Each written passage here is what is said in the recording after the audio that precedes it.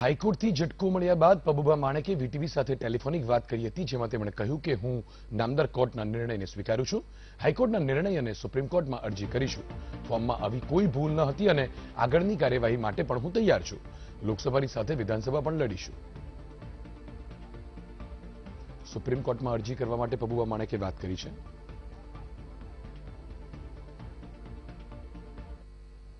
લોકસભાની ચૂંટણી પહેલા ભાજપને મોટો ફટકો પડ્યો છે. દ્વારકા વિધાનસભા 2017ની ચૂંટણી રદ કરાઈ છે. ભાજપના ઉમેદવાર પબુભા માણેકના ફોર્મમાં ભૂલ હોવાના કારણે કોંગ્રેસના ઉમેદવાર મીરામણ ગોરિયાએ હાઈકોર્ટમાં અરજી કરી હતી અને ચૂંટણી રદ કરવાની માંગણી કરી હતી.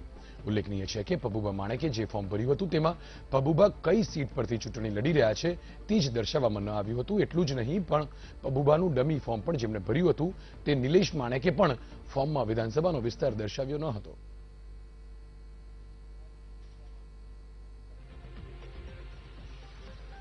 ભાજપ માટે સૌથી મોટો ઝટકો કરી શકાય.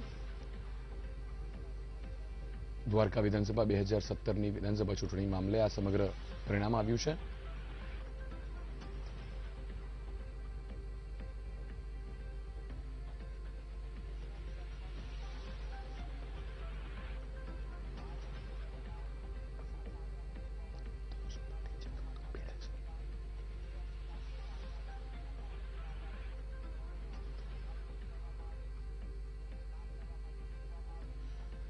તો આ સમગ્ર મામલે અરજી કરતા વીએચ કનારા આપણી સાથે ફોન લાઈન પર છે. જી મિસ્ટર કનારા, વીટીવીમાં આપનું સ્વાગત છે. જે પ્રમાણે આ સમગ્ર મામલે આપે અરજી કરી હતી, કયા પ્રકારની ક્ષતિ હતી? હાલ તો જે પ્રમાણે કોર્ટનો ચુકાદો આવ્યો છે ત્યારે કોર્ટ કહી રહ્યું છે કે તેમનું નામ લખવામાં તેમણે ભૂલ કરી હતી. હા, એમાં ઇસ્યુ એવો હતો 2017ની વિધાનસભાની ચૂંટણીમાં એ 29 દ્વારકા વિધાનસભા મત વિસ્તારમાં ભાજપના કેન્ડિડેટ તરીકે પબુભા અને એમના ડમી તરીકે એમના દીકરાનું ફોર્મ ભરેલું હતું. અમે કોંગ્રેસ તરફથી મેરામણભાઈ ગોરિયાનું ફોર્મ ભરેલું હતું. સ્ક્રુટિની વખતે એનું જે ફોર્મ પાર્ટ 1 હોય ઉમેદવારનું ફોર્મ, ત્યાં ઉપર 29 દ્વારકા વિધાનસભા એ સીટનું નામ લખવાનું હોય. એ લોકોએ ત્યાં સીટનું નામ લખવાને બદલે પ્રપોઝ મૂકનાર વ્યક્તિનું નામ એને ત્યાં લખ્યું હતું. એટલે એ પોઈન્ટ ઉપર અમે ત્યાં લેખિતમાં આપ્યા હતા અને અમારી રજૂઆત એવી હતી કે જ્યારે વિધાનસભામાં એને નામ ન લખ્યું હોય તો 182 વિધાનસભા છે, એમાંથી આ નક્કી ના થાય કઈ વિધાનસભાનું ફોર્મ છે. અને એ માટે અમે 1973ના સુપ્રીમ કોર્ટના પ્રહલાદ ખંડેલવાલનો ચુકાદો મેં રજૂ કર્યો હતો અને એના ઉપર આધાર રાખીને અમે બેઠું જજમેન્ટ હતું કે તો આવું ફોર્મ રદ થાય. પછી તો અમારે તે દિવસે એને એ લોકોની વિનંતી કરી એટલે રાત્રિના 2 વાગ્યા સુધી દલીલો થઈ હતી સામસામે અને અલ્ટિમેટલી એને આ અમારા વાંધા નહોતા સ્વીકાર્યા. એટલે ચૂંટણી પછી અમે ગુજરાત હાઈકોર્ટમાં ઇલેક્શન પિટિશન દાખલ કરી અને ઇલેક્શન પિટિશન જે ચાલી એમાં જસ્ટિસ ઓનરેબલ ઉપાધ્યાય સાહેબે આજે આ ચુકાદો આપ્યો છે. આભાર મિસ્ટર કનારા અમારી સાથે જોડાવા માટે. તો અરજી કરતા હતા જેમણે આ સમગ્ર મામલે અરજી કરી હતી. અને તો અમારા સંવાદદાતા ધનસુખ ભંડેરી આપણી સાથે લાઈવ જોડાયા છે સમગ્ર મામલે ચર્ચા કરવા માટે. ધનસુખ, જે પ્રમાણે આ હવે હાઈકોર્ટ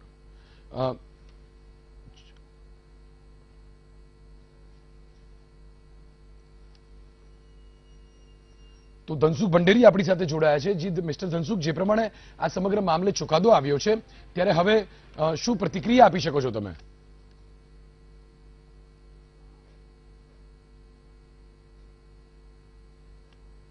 નામદાર હાઈકોર્ટે જે ચુકાદો આપ્યો છે ને એ માન સન્માન સાથે પૂરા આદર સાથે ભારતીય જનતા પાર્ટી સ્વીકારે છે.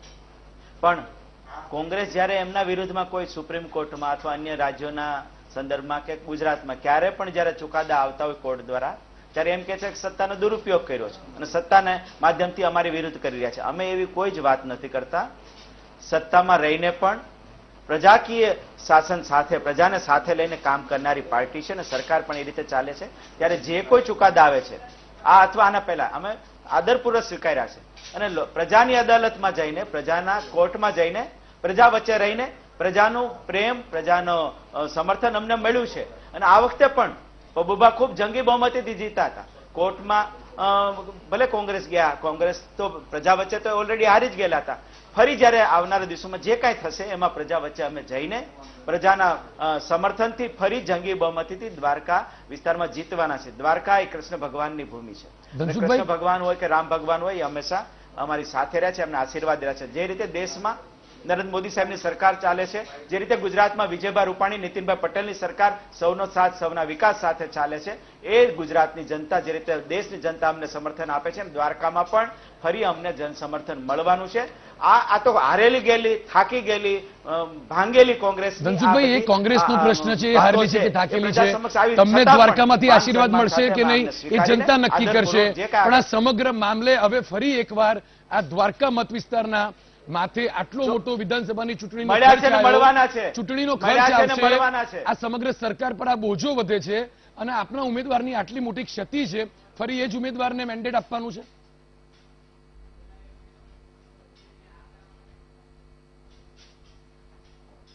ભારતીય જનતા પાર્ટી લોકો વચ્ચે રહી છે, લોકો વચ્ચે રહેવા અમે ટેવાયેલા છે ને લોકોની સુખ દુઃખમાં ભાગીદાર, સાચા અર્થમાં પ્રજાના પ્રશ્નો ઉકેલવા માટે અમારા કાર્યકર્તા, અમારા ધારાસભ્ય, અમારા સંસદ સભ્યો, આગેવાનો હંમેશા પ્રયત્ન કરતા હોય છે. અને પબુબા ખૂબ સક્રિયતાથી એક શિવ ભક્ત છે અને કાયમ દ્વારકાની જનતા માટે એમણે સેવા કરી છે. આવતા દિવસોમાં જે કાંઈ આવે તો એમના માધ્યમથી પ્રજા વચ્ચે રહીને ફરી કોંગ્રેસના ઉમેદવારને જડબાતોડ જવાબ આપીને પ્રજાના સમર્થનથી અમે જીતવાના છે. નહીં રહી વાત કોંગ્રેસની, તો કોંગ્રેસ તો ભાંગેલી અને અમિતભાઈ અત્યારે આંતરિક અસંતોષથી અનેક નેતાઓ એમના બહાર આવી રહ્યા છે. ભાજપની વાત નથી ધનસુખભાઈ, એ જ બતાવે છે કે આપને રોકવા માંગીશ, આ કોંગ્રેસની કે ભારતીય જનતા પાર્ટીની વાત નથી, આ પ્રજાના માથે બોજાની વાત છે. અમે કહીએ છીએ કે ભારતીય જનતા પાર્ટી આપના ઉમેદવારની ક્ષતિના લીધે જનતાને આ બધું ભોગવવું પડશે. એક ચૂંટણી થઈ ગઈ, તમારો ઉમેદવાર જીતી ગયા હતા, પણ એમની ભૂલ હતી એટલે હવે જનતાને ફરી મતદાન કરવાનું, આ આખું કુંડાળું ફરી રંગવાનું. નથી લાગતું કે આ ખૂબ મોટી ચૂક કહી શકાય? સત્તાધારી પક્ષ છો, આટલા દિગ્ગજો સાથેની પાર્ટી છે. કોંગ્રેસ તો હારી જ ગઈ હતી દ્વારકાથી, કોંગ્રેસ તો હારી જ ગઈ હતી દ્વારકાથી ને ફરી હારવાની છે, ફરી હારવાની છે, ફરી હારવાની છે. કોંગ્રેસ અગાઉ પણ મતદાનમાં દ્વારકાથી પબુભા સામે હારી જ ગયા છે. ભારતીય જનતા પાર્ટી સામે દ્વારકામાં કોંગ્રેસ હારેલી જ છે અને ફરી ચૂંટણી આવવાની હોય તો એ પણ એમાં કોંગ્રેસ હારવાની છે. પ્રજા સાથે રહેવા માટે પ્રજા વચ્ચે રહેવું પડે, પ્રજાનું મન, પ્રજાના. ધનસુખભાઈ, બધી વાત સાચી, પ્રજા સાથે તમે રહેશો, તમે રહો છો, એવી તમે વાત કરજો, પણ નથી લાગતું કે ફક્ત એકવાર જનતા માટે, જનતા સામે એકવાર માફી માંગવી જોઈએ કે આવી ચૂક ફરી નહીં થાય? એવું નથી લાગતું? જનતા પાસે એકવાર માફી માંગી લેવાય, આવી ચૂક ફરી નહીં થાય, બીજી ચૂંટણી નહીં આવવા દઈએ આવી ભૂલ કરી. ચોક્કસપણે નાની મોટી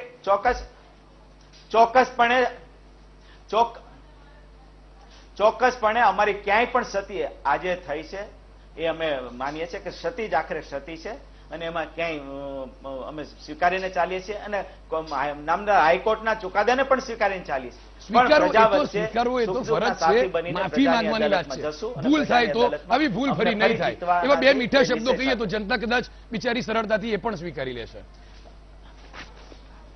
અરે અમે કહીએ છીએ કે આવી નાની નાની ભૂલો પણ ન થાય એનું અમે ધ્યાન રાખશું, ચોક્કસપણે આપના માધ્યમથી કહું છું. અને ભૂલને સ્વીકારીને જ અમે ચાલતા આવ્યા છીએ અને એમાંથી જ અમે અમારો એક નાનો કાર્યકર્તા પણ જાય ને તો પણ દુઃખ છે. જયારે આજ કોંગ્રેસમાંથી અનેક મજબૂત નેતાઓ ગયા છે, એમ કોંગ્રેસ ગયા છે, અમને કઈ ફેર નથી પડતો. આ કોંગ્રેસ ભાજપમાં ડિફરન્સ છે. ઠીક છે ધનસુભાઈ, આભાર અમારી સાથે જોડાવા માટે. તો દ્વારકાના ધારાસભ્ય પબુભા માણેકે 2017 વિધાનસભાની ચૂંટણી દરમિયાન ફોર્મમાં કરેલી ભૂલના લીધે હવે દ્વારકાના વિધાનસભામાં વધુ એક વખત ચૂંટણીનો જંગ ખેલાશે. પબુભા માણેકે વિધાનસભાના ફોર્મમાં ભૂલ કરી હતી, જેને લઈને હવે હાઈકોર્ટે ચુકાદો આપ્યો છે.